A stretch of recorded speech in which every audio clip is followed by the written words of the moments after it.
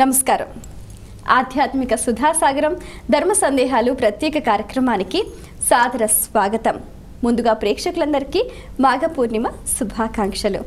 హరే పూజాచ వైశాఖం తపో పూజాచ కార్తీకం తపోహోమ తదాదానం త్రయం మాఘే విశిష్యతే.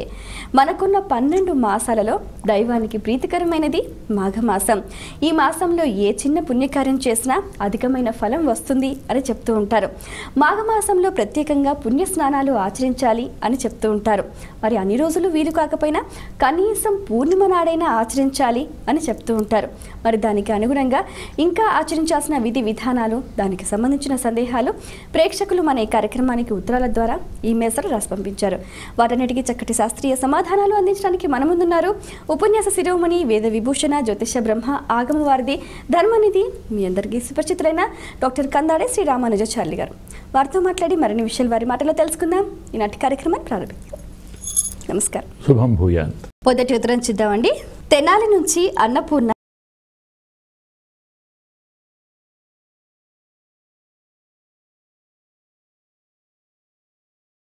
పూర్ణిమను అన్ని పురాణాలు మహామాఘి అంటారు. దాన్ని శాస్త్రంలో మహామాఘి అని.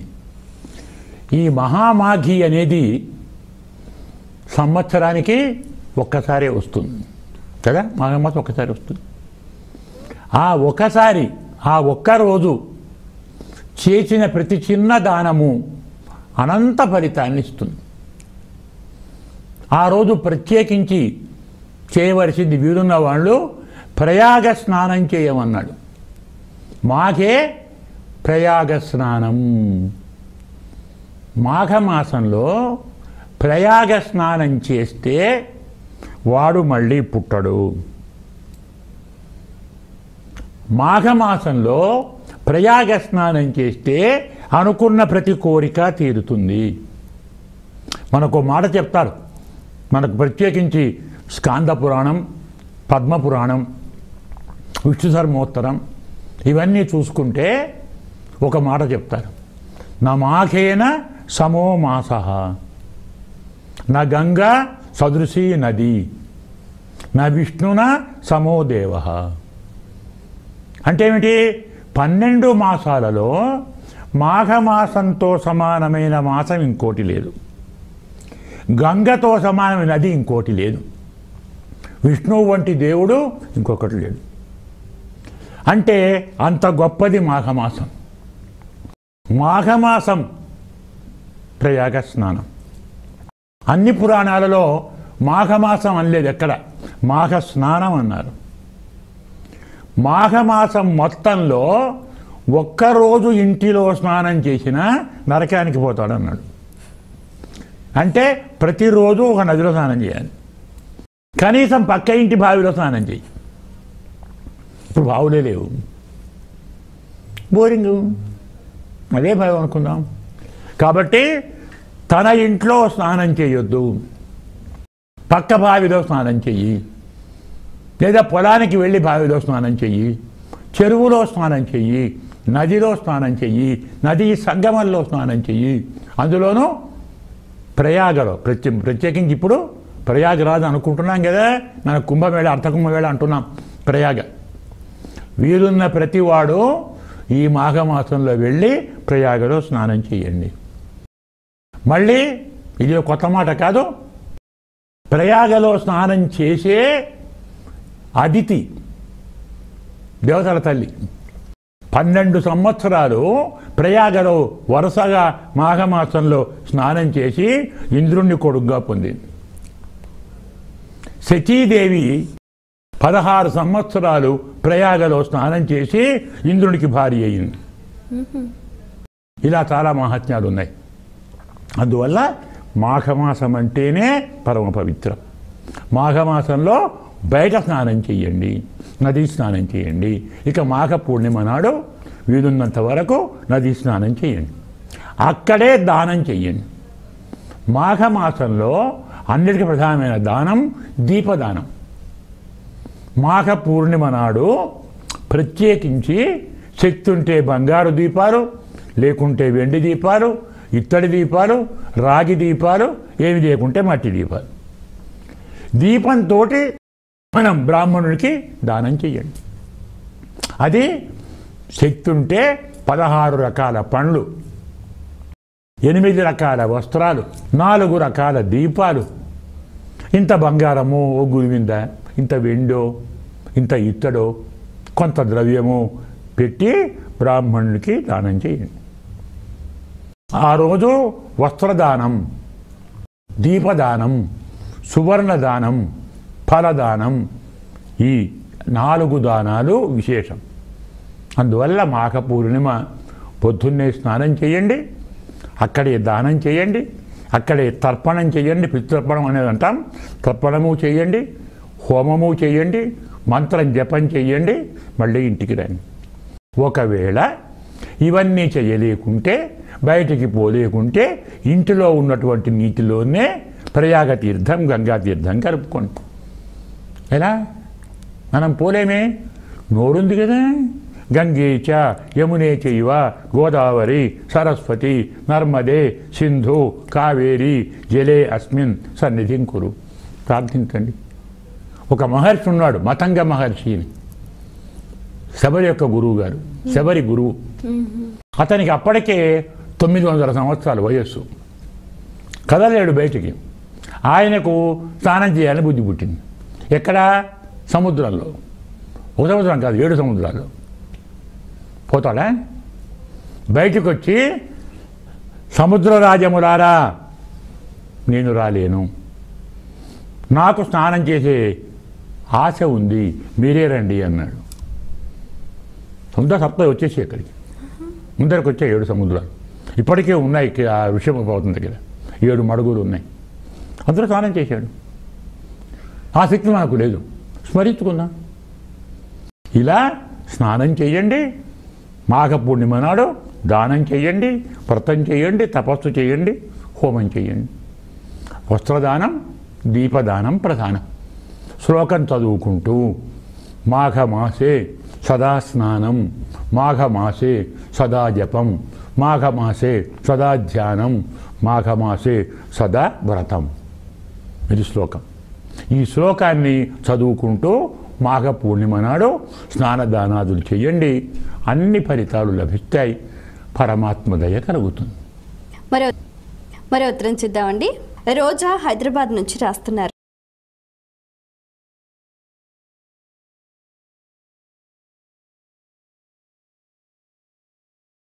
అంటే అర్థం ఏమిటి? పాపం. మా అఘ. అఘ అంటే పాపం, మా అంటే వద్దు. మాఘ పాపం వద్దు. మఖా నక్షత్రం పూర్ణిమ నాడు ఉంటే మాఘమాసం, అది జ్యోతిషం. ఆ అర్థం వేరు. కానీ మాఘ శబ్దానికి మా అఘ, పాపం వద్దు. పాపం వద్దు అనుకున్నవాడు మాఘమాసంలో నదీ స్నానం చేయాలి, సముద్ర స్నానం చేయాలి. ముఖ్యంగా మనకు ప్రయాగ మాహాత్మ్యం అని 18 పురాణాలలో సుమారు 5000 శ్లోకాలు ఉన్నాయి ఒక్క ప్రయాగ గురించి. ఎవరెవరు ప్రయాగలో స్నానం చేసి, ఒక అమ్మాయి ఉంది, కథ చెప్తాడు మాఘమాసంలో. ఒక అమ్మాయి ఉంది, ఆమె సరే పెళ్లి చేసుకుంది, భర్త కూడా ఉన్నాడు. కానీ ఆమెకు దుర్బుద్ధి, అంటే భర్త కంటే పరపురుషులను ఆకర్షించేది. వేరే పురుషులతోటి తాను రమిస్తూ కాలం గడిపింది. భర్త చెప్తే వినలేదు, అత్తమామలు చెప్తే వినలేదు, తల్లిదండ్రులు చెప్తే వినలేదు. ఎప్పటిదాకా రమిస్తుంది? వయసు ఉన్నంత వరకు. వయసు పోయినాక ఎవరు రారు, వీళ్ళు పోరు, శరీరం అంతా రోగగ్రస్తమైంది, అంటే మన భాషలో కుళ్ళిపోయింది. ఏం చేయాలి? ఒక దానం చేయలేదు. చివరికి ఆ వృత్తిని డబ్బు సంపాదించడం ఉపయోగించుకుంది, వేశ్యగా మారింది. వృద్ధాప్యంలో బుద్ధి వచ్చింది. ఒక బ్రాహ్మడు వచ్చాడు ఇంటికి, స్వామి విశ్రాంతి తీసుకోండి అని. కాళ్ళు కడిగింది, విశ్రాంతి తీసుకున్నాడు. స్వామి తప్పు చేశాను, నాకు మార్గం చెప్పండి. బుద్ధి వచ్చింది కదా, ప్రయాగకు వెళ్ళి స్నానం చేయి, అన్ని పాపాలు పోతాయి. అంటే ఆ వయస్సులో కష్టపడి ప్రయాగకు వెళ్ళింది. వెళ్ళి స్నానం చేసింది. ఎందుకు బాగా అనిపించింది. రోజు మొత్తం ప్రతిరోజు చేసింది. రోజు 10 సార్లు స్నానం చేసింది. అలా 12 ఏళ్ళు చేసింది. 12 ఏళ్ళు చేసినందుకు తరువాతి జన్మలో ఈ అమ్మాయే స్వర్గంలో ఉండేటువంటి పుంజిక స్థలగా పుట్టింది. పుంజిక స్థల అంటే రంభ, ఊర్వశి, మేనక, తిలోత్తమ, పుంజిక స్థల. ఐదో అప్సర. ఒక్క సంవత్సరం కాదు, 12 ఏళ్ళు ప్రయాగలో స్నానం చేసి, అంతేకాదు ఆమె ఒకనాడు స్నానం చేసి వెళుతుంటే ఒక రాక్షసుడు వచ్చాడు. నిన్ను తినేస్తానన్నాడు. తిను అంది. నువ్వెవరమ్మా తిను అంటున్నావు? తినగలిగితే తినరా. తప్పయింది, తినటం కాదు. నువ్వు వెళుతూ ఉన్నావు, పైనుంచి నీ బట్ట మీద నీళ్లు నా మీద పడ్డాయి, నాకు సాటిసత్వం కొంచెం పోయినట్టుంది, జ్ఞానం వచ్చింది. నువ్వెవరు? నేను పుంజిక స్థలను, మొదలు వేశ్యను, ఇలా అయినా ఇప్పటికీ స్నానం చేస్తున్నాను. నీవు కూడా వెళ్ళి స్నానం చేయి ప్రయాగలో, ఇది అక్షత్వం పోతుంది అని తాను 12 ఏళ్ళు చేసిన ప్రయాగ స్నానంలో 1 ఏటి ప్రయాగ స్నాన ఫలితం వానికి ఇచ్చింది. వాడు రాక్షత్వం పోయింది. వాడు దివ్య విమానం వచ్చి దేవత వెళ్ళిపోయాడు. అందువల్ల అన్ని పాపాలు పోగొట్టే మాసం మాఘమాసం, అన్ని పుణ్యాలు తెచ్చే మాసం మాఘమాసం. ఒకే పని చేయండి. ఎంత బిజీగా ఉన్నా మాఘమాసం మొత్తంలో ఒక్కరోజైనా నదికి వెళ్ళి స్నానం చేసి రండి.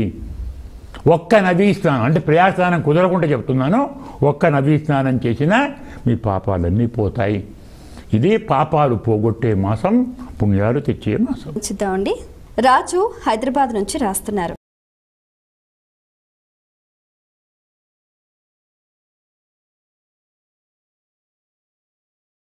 మాసం అనేటువంటిది ఉత్తరాయణంలో వస్తుంది. దక్షిణాయనంలో వివాహాలు ఉపనయనాలు చేయకూడదు శాస్త్రం ప్రకారం. అన్ని వ్రతాలు, అన్ని నియమాలు, అన్ని ధర్మాలు ఉత్తరాయణంలో ఆచరించడం విశేషం. సూర్యుడు ఉత్తరాయణానికి వెళుతాడు. మాఘమాసంలోనే మాఘ పంచమి, ఋషి పంచమి అంటాం, సరస్వతి దేవి పంచమి అంటాం, వసంత పంచమి అంటాం, మాఘమాస సప్తమి రథసప్తమి అంటాం, అష్టమి భీష్మాష్టమి, ఏకాదశి భీష్మ ఏకాదశి, పూర్ణిమ మహామాఘి కదా. కృష్ణ అమావాస్య, మాఘ అమావాస్య అనేది మనకు 300 కోట్ల నదుల తీర్థాలు ప్రయాగలో చేరుతాయి అమావాస్య నాడు. అందుకే ఆనాడు ప్రయాగలో జనాలకు స్థలమే దొరకదు, లక్షల మంది స్నానం చేస్తారు. అదే వారుని యోగం అని అంటూ ఉంటారు. ఏ యోగం ఉన్నా ఆ రోజు వచ్చి స్నానం చేస్తే అసలు అమావాస్య నదీ స్నానమే విశేషం. తత్రాపి మాఘమావాస్య నదీ స్నానం మహావిశేషం. ఇందువల్ల అమావాస్య, త్రయోదశి, ద్వాదశి, ఏకాదశి, సప్తమి, అష్టమి, పంచమి, ఇందులో కొన్ని వివాహానికి మంచి ముహూర్తాలు ఉంటాయి మనకు. అందువల్ల మాఘమాసంలో వివాహం చేసుకుంటే దంపతులు వెళ్ళి నదీ స్నానం చేయవచ్చు. నదీ స్నానం ఒకరికంటే దంపతులు చేస్తే విశేష ఫలితం. కొత్త దంపతులు పోయి స్నానం చేస్తే ఇంకా విశేషం. అసలు పాత రోజుల్లో దంపతులు నదీ స్నానం చేయాలని మాఘమాసంలో పెళ్లి చేసేవారు. ఇప్పుడు దంపతులు విమానం ఎక్కి పారిపోవాలని పెళ్లి చేసుకుంటున్నారు. నదీ స్నానం సున్నా అయిపోయింది కదా. తప్పు. వివాహం చేసుకోవాలి, నదీ స్నానం చేయాలి, దైవాన్ని దర్శించాలి, పెద్దలను పూజించాలి, తమ పనులు చేసుకోవాలి. అన్ని శుభకార్యాలకు, అన్ని పాపాలు పోగొట్టడానికి మాఘమాసం ప్రయత్నం చేద్దామండి. వైశాలి వైజాగ్ నుంచి రాస్తున్నారు.